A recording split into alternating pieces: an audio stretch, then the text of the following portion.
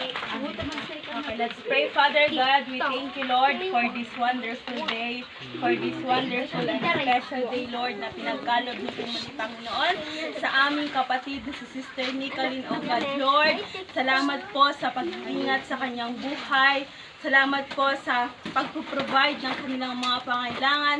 Salamat, Lord, sa 27 years of her existence in this world, Panginoon. Salamat, Lord, dahil kayo, Panginoon, ang nag-provide, ang naggabay, at nagbigay sa kanya ng isang ulit taon, Panginoon, as she celebrate her birthday today, Father God. Lord, thank you for the good health.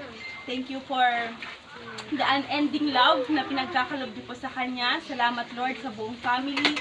And of course, Lord, sa kanyang nag-iisang love of her life, Panginoon. Salamat, Lord, sa kanyang buhay. Salamat sa kanilang buhay, Panginoon. Lord, patuloy niyo pong ipagkaloob anuman yung desires ng kanilang mga puso, especially si Nika, Panginoon. I pray, Lord, na anuman yung gusto niya, anuman yung mga desires ng kanyang puso, ipagkakaloob niyo po ito according to your will, according to your perfect time, Panginoon. Lord, salamat po sa buong family na dito, sa mga relatives, sa mga kaibigan, kapitbahay. Panginoon, Lord, patuloy niyo pong pagpalain ang bawat isa at patuloy niyo pong pagpalain ang buhay ni Nika, Panginoon. Ganun din po yung family nila sa Victor, O God.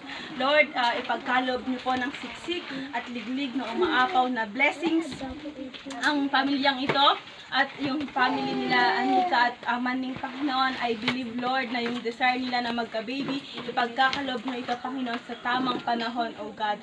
Salamat, Lord, at patuloy niyo pong ingatan ang pamilyang ito, Panginoon, gabayan, at ikaw, Panginoon, ang maging sentro ng kanilang pagsasama, O God.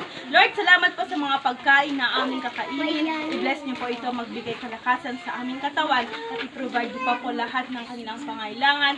At Lord God, salamat dahil sa oras na ito, sa araw na ito, ikaw lamang po ang aming papurihan, ikaw lamang po ang aming itataas, Panginoon. At I pray, Lord, na patuloy na ikaw, Panginoon, ang pagsisilbihan ni Nika at ni Manuel, Panginoon, sa kanilang family, O God. Thank you, Lord. We glorify your name on high. We entrust to you everything. In Jesus' name we pray. Amen. And amen.